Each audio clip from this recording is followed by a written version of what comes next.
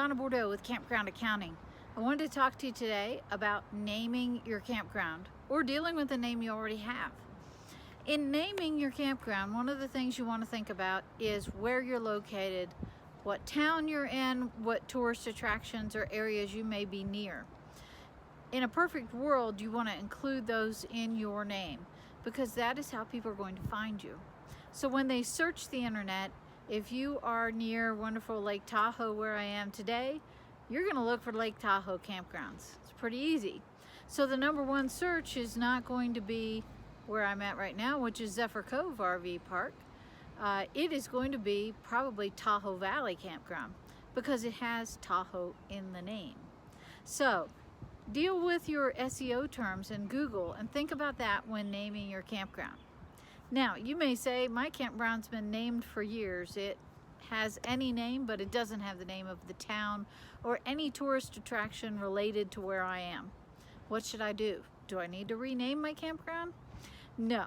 The good news is, keep that name. You've probably got it in place unless you have a poor reputation and you need to kind of start things over again and wipe the slate clean. Keep your name, but add a tagline. Use that in your logo, use that on your website, and make sure that you have a lot of talk of things to do in your area that include those tourist attractions or area communities or cities where you're at. Another really great example is if you're outside of a major metropolitan area, do include that name in your name. If you have a tagline, let's say for example you're the Wagon Wheel Campground and you are located outside of Dallas, Texas.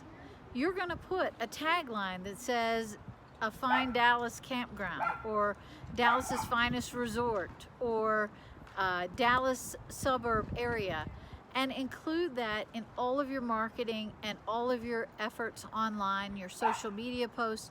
Include that almost like it's part of your name. I would even suggest adding it to your logo if you can do that in a succinct way. So I hope these tips help. We want to make sure that people can find your campground. I've been camping several times and gotten to an area and found a campground that I never heard of. And it most likely does not have anything to do with the local attractions in its name. It may have a cute name, but if it's not cute enough for me to be able to find it, it doesn't matter how cute it is. So use those tips in helping for naming your campground and marketing it to make sure that customers can find you. I hope this helps you. I'm Donna Bordeaux with Campground Accounting. Thank you.